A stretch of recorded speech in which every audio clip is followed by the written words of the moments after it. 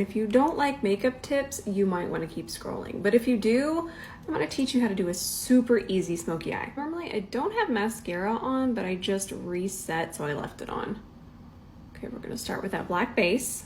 Now, there's something you already need to notice, and it has nothing to do with the eyeshadow. Notice I have no makeup on. I have no concealer on, no face makeup on. Not only do I not want fallout when I use that black eyeshadow, I also want to be able to control the shape.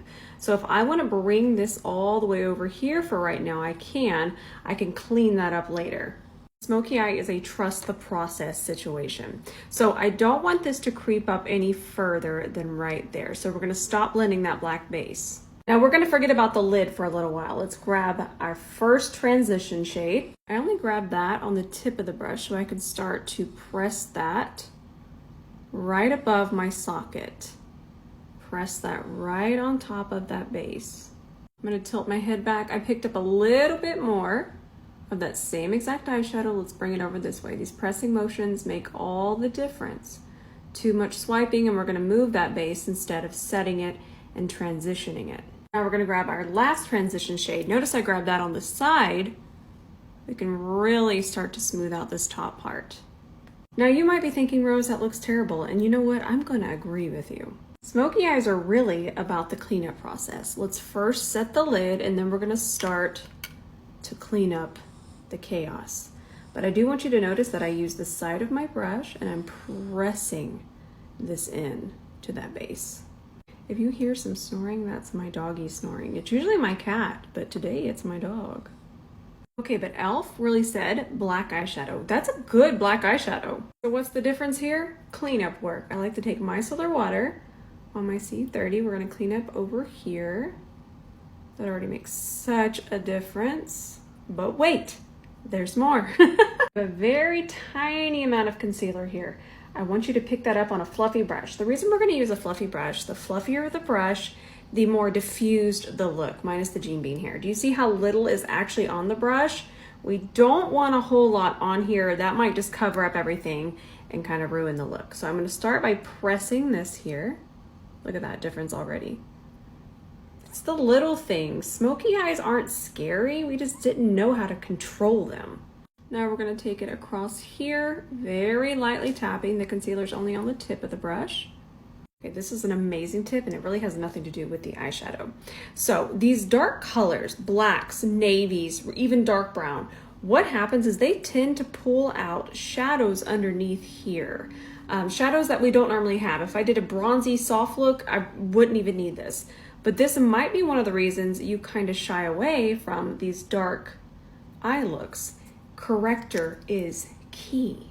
We're going to use that same C31. I just wiped it off. These bristles are really cool. They don't absorb that product. But when we want to make sure that this is really thin underneath the eye, and we really only want it to be where we have that shadow. I don't need to bring it all the way down. I'm just going to focus it mainly where we have that darkness. Always let your corrector dry down a minute. If it doesn't dry down, it's just going to mix with your foundation and your concealer, and it's not going to do its job. Lately, I've just been using this Natasha Denona concealer as my base, which is so pretty. I already have blush on this side. I was filming something, but y'all will see that. One thing about me is I film like 5 videos in one video. Send out a Rare Beauty blush with some moisturizer just for a little tint. The shade I used is that red one. It's called Grateful. This is a major tip. So I actually don't want to use a pink powder. I want to use something warmer. This one's from Alma Beauty. The shade I'm using is called Honey. And pink might cause more of a cast. So I want to use something a little bit more warm. Mob Beauty M36 bronzer. Take your bronzer and tap it through here. Just wait. Oh, this looks so good once you get your bronzer on. Now I like to bronze the sides of my nose. I'm not contouring, but I can get a little bit of shape with bronzer. This is Stila Gel Liner in Stingray, and what you're seeing me do right there, I'm warming it up. And then I want to go 1, 2, 3, 4. I want to do as few passes as possible, because if this is coming off of you, what could be happening is that this is mixing with your the water from your eyes, and it's kind of changing the formula. So try to warm it up a little and then go back and forth as few times as possible. This is a really cool tip. Take a clear tacky base, press that underneath there. Now we're going to take the dark brown and press that underneath here, but that tacky base is going to catch any fallout. Fun, right?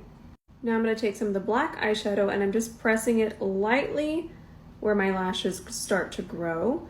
By the way, I do wear contacts. You can see them right there. And as long as you have that tacky base, you're not going to get any powder in your eye. Bronzer is another key. I'm going to soften this underneath here. And then I'm even going to soften underneath here a little bit with that bronzer. Sephora Collection Dress to the 90s lip liner. Top it with this L'Oreal Balm and Gloss in Pristine Pink. Always have to show you with back camera. Look at this blend. I hope that you enjoyed this, and I really hope that you learned something. Education is what I live for, and I will definitely be doing more of these longer format videos. Thanks for hanging out with me.